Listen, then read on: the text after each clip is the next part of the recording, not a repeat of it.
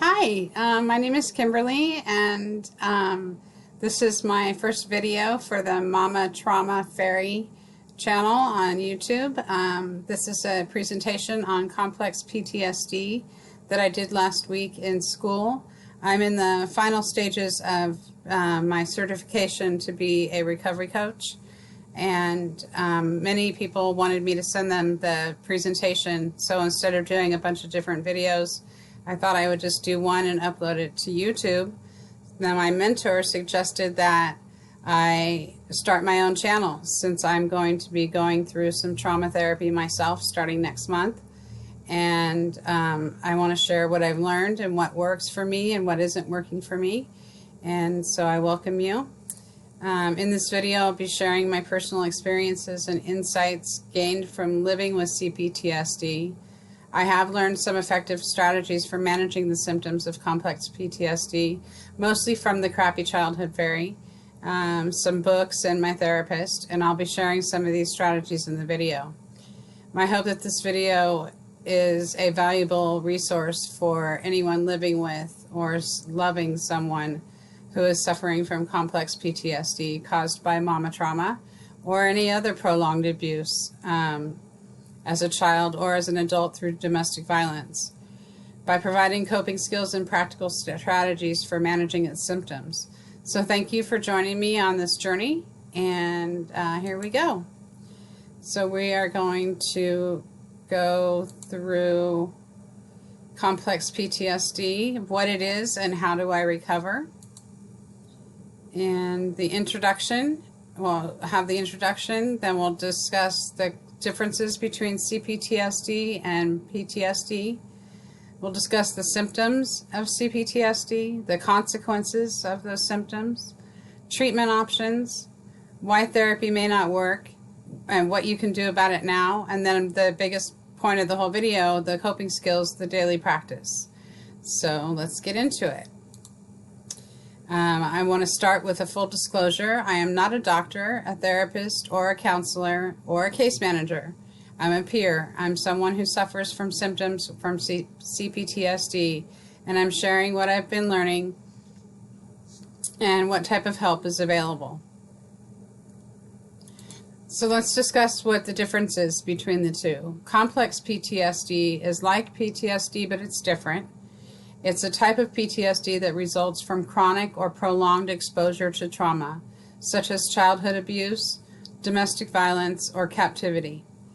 If you experience a long period or several periods of domestic violence as an adult, then it's called complex. Or if you were abused as a child for many years, then childhood is the word that is used. Unlike PTSD, which is typically triggered by a single traumatic event, CPTSD is caused by chronic traumatic events over and over and over again.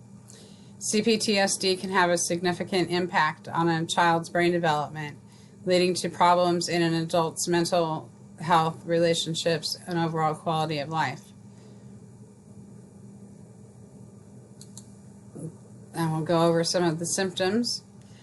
Feelings of worthlessness, tremendous shame and guilt when it's unnecessarily placed, it's inappropriately placed, emotional dysregulation and mind-body dysregulation.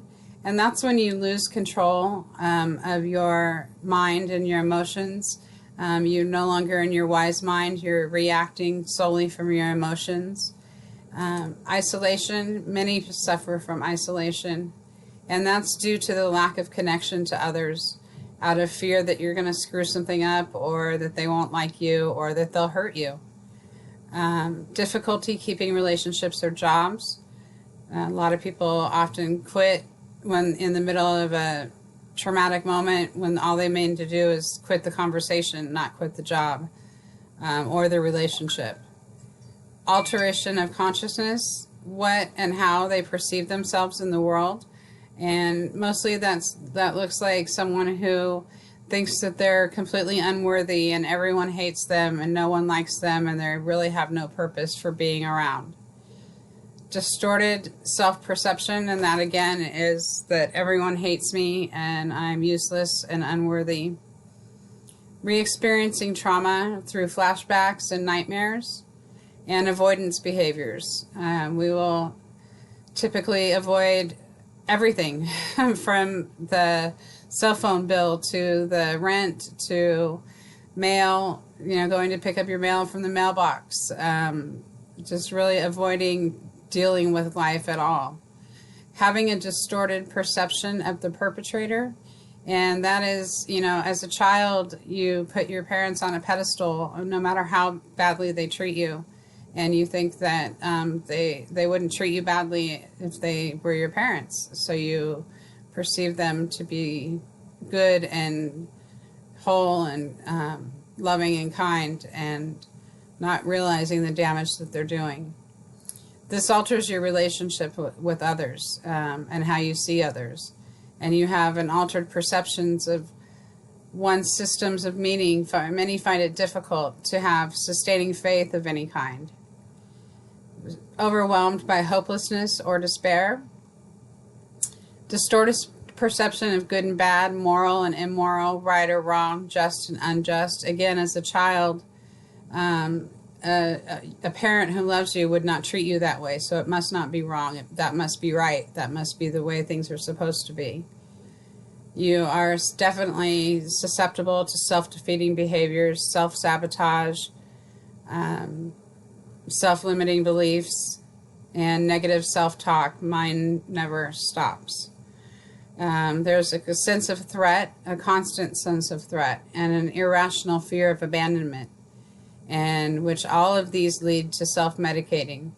And many people who suffer from CPTSD and PTSD self-medicate. Some of the consequences are many people can't hold a job because they have a confrontation with coworkers or customers and just quit when they don't mean to, and they're left without a job and left with suffering the consequences of that. Many have difficulty maintaining relationships because of the fear of abandonment. They are either overly jealous or clingy or needy, constantly needing their love to be validated, prove to me that you love me. And most suffer from isolation because they have lost all of their supportive friends and family due to their symptoms showing up in inappropriate ways over the years. And it just seems to get worse as you get older. Treatment options. There are a ton of treatment options out there, and new ones are being discovered all the time. You must be discerning when trying out a new treatment and get permission from your doctor and or your therapist. There's this up here. And traditional talk therapy, it may start out as helpful, getting it all out there to deal with, having your feelings validated, but this does not lead to long-term changes in behavior and thinking processes without additional therapies. There are some medications that can help with the accompanying side effects of symptoms like anxiety and depression, but there is no known pharmacological cure for the disease, and some believe that antidepressants can actually cause a hindrance to learning self-regulation due to the artificial numbing of your emotions, and therefore reducing your opportunities to practice self-regulation skills. Some behavioral treatment options. There's cognitive CBT therapy. This type of therapy focuses on the relationship among thoughts, feelings, and behaviors. It targets current problems and symptoms and focuses on changing patterns of behaviors, thoughts, and feelings that lead to difficulties in the executive functions of your brain. And the executive functions are like, what do I do next? What do I need to do to get my goals met? What do I need to do to get my needs met? Who do I need to talk to? What's the next step to do? That gets dysregulated. Dialectical behavioral therapy is another type of therapy that teaches skills to manage emotional regulation, interpersonal relationships, distress tolerance, radical acceptance, and mindfulness is a large part of each module as well. DBT has a special type of talk therapy component to go along with the skills training. New treatment options. There are, oops, let's move this guy over here. There are a number of alternative therapies that are getting much attention due to their immediate and long-term success rates with curing the patient of symptomatic outbursts and overall angst and dysregulation. Ketamine, which is legal in some states and is having huge success with the veteran populations. EMDR is being regularly used in some clinics with varying success. And psychedelics, which is legal in some states, whether microdosing or maxidosing with the guidance of a counselor. Reports of great success have been published recently, which is allowing for more studies to be done. Why therapy may not work. Talk therapy focuses on the retelling of the stories over and over again, which, let's move me again. And I think I can stay there. It focuses on the retelling of the stories over and over again, which can lead to triggering, causing the person being treated deeper trauma by having to relive the trauma each week. Doesn't sound like fun to me, and it doesn't seem to be helping me in particular. In order to resolve the trauma and manifesting symptoms requires accessing the implicit memory and then allowing that energy to move through your nervous system and discharge. This cannot be done in a conversation. The implicit memory is not stored in the cognitive part of the brain. It's stored in the fight, flight, or freeze portion of the brain. So what do I do? What can you do about it now? There are several individuals offering courses on how to heal trauma on YouTube, like the Crappy Childhood Fairy. She has some terrific courses.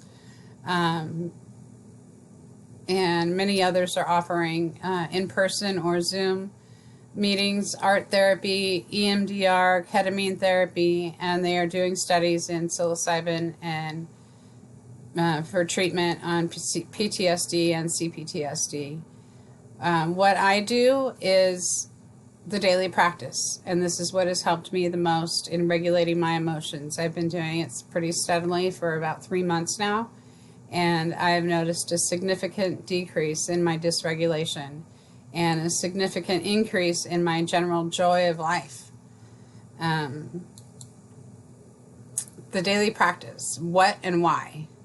The daily practice is a tool to be used to regulate your emotions in advance so that you don't get dysregulated when triggers happen, because triggers will happen. You can only prepare for or respond to a trigger. You have no control over it, or when it comes at you, or how it comes at you, or who it comes through. The purpose is to release any resentments and fears that you have so that they don't interfere with your life, allowing you the space required to deal with daily life. And I want to explain it like this. Where's my camera? Okay. So if you're full all the way up to here with CPTSD issues, and then you have traffic and childcare and boyfriend issues and bills to pay and collection calls and mail to get, there's no room. You're going to explode. It's going to overflow, and you just can't deal with it. So the idea of the daily practice is to lower your CPTSD symptoms down to here, giving you this much space to deal with life's daily struggles, and keep you regulated and in control of your own emotions. How to do the daily practice. First, I will tell you how I was instructed to do it, and then how I have adapted it to align more with my beliefs. First, you get a piece of scrap paper, because you are going to rip it up and throw it away. And you start writing all of your fears and resentments down. But it needs to be written in this format because you don't want to cause more trauma. I resent blank because I fear that blank. Or I have fear about blank because blank. And some of the examples are, I resent my roommate for not cleaning up after himself because I have fear that we will get roaches. Some others are that I've seen, or I resent myself for not waking up in time for my presentation because I have fear that people will think I'm a loser. I resent my mother for damaging my development through neglect and abandonment from infancy because I fear I will never reach my potential. I resent the government for not approving my SSDI because I have fear that I will not be able to care for myself without help. So how do I help myself heal? You do this 2 times a day, in the morning, right when you get up, and in the mid-afternoon, until you have no more fears or resentments to list. And if you can't think of any in the first place, you could say, I resent myself for not being able to express my fears, which usually leads to another fear or resentment that you can have. And once you get going, you'll have an abundance of things to write, I promise you. Now remember, no one is going to ever see this, not even you, because you will destroy it after the closing, and the closing is the most important. So let's go over that closing. The other most important part of this is the closing, and if you are a person of faith, you would close with something like this. Dear God, I ask you to release these fears and resentments, and that you wash them away and leave me with the clarity to see your will for my life. Or if you're like me and have a different belief system, you can write, I know that by writing these fears and resentments down and destroying them, I will release them from my being and remove them from my conscious mind and leave me the space to receive any inspiration or blessings that are coming my way. Then destroy it, burn it, shred it, tear it up. Just make it so that no one can ever see it again, not even you. The next step after this is meditation, and you meditate for 20 minutes to quiet the mind and solidify the release of all the negativity that you just wrote about. There are many types of meditation. You can use deep breathing or a mandala to focus your attention, or just a word or a sound that you repeat each time your mind wanders to bring you back to the quiet, like Om or this. It is not the goal to empty your mind of all thoughts. It is the goal to quiet the mind enough so that you may listen to what those thoughts are trying to tell you. Take note of where your mind wanders to. Many people fear that they are unable to meditate, but if you just call it mental rest or getting in touch with your inner being, you can remove any of those stigmas that may haunt you. Be willing to practice, because with practice it will get easier. And like I said, I've been doing this for 3 months. When I first started, I would say, I am meditating, I am meditating, I am meditating, just so I could clear my mind of all the thoughts that were going through it, until I understood more that it's a clearing of the noise so that you can hear the thoughts that your inner being is trying to talk to you about. So that's how I was trained to do it. Then I have an adaptation. I believe in this balances out the, we went one too far. There we go. My adaptation. I believe in the law of attraction, and so I have adapted this practice to include some positives to attract into my life in the space where the negativity was. I write down on a separate piece of paper that I am keeping, like in a journal. And you write, I love blank because blank.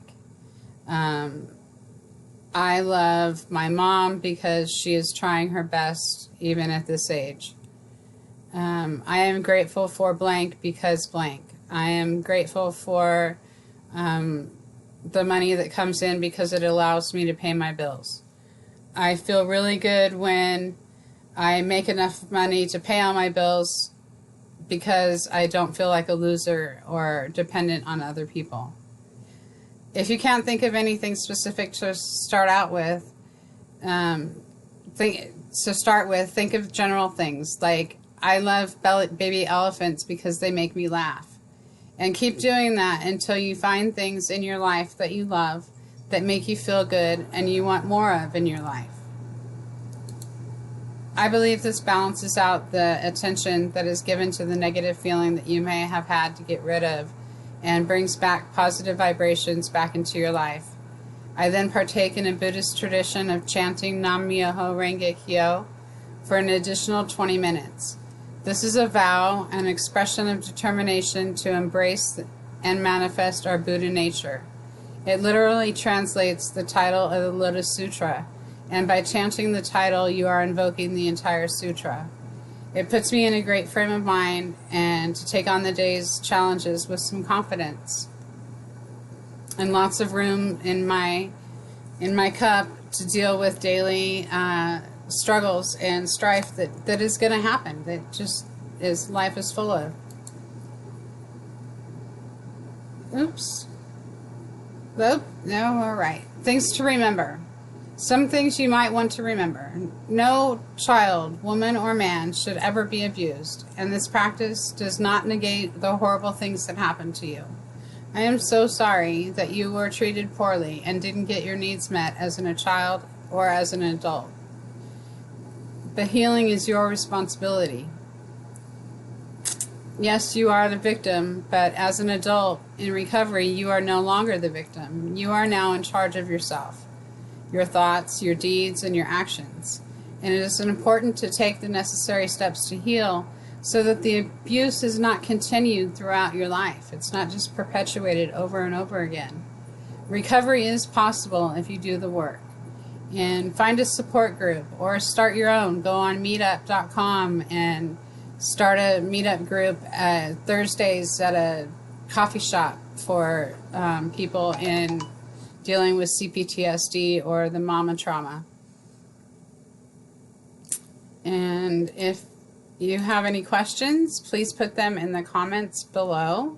I will promise I will get back to you on every comment and question that is left. And I want to thank you for letting me share my thoughts with you. I hope you are on your way to healing. I would love to hear your story. You can email me at acrononherown@gmail.com. So thanks again, and I'll see you in the next video.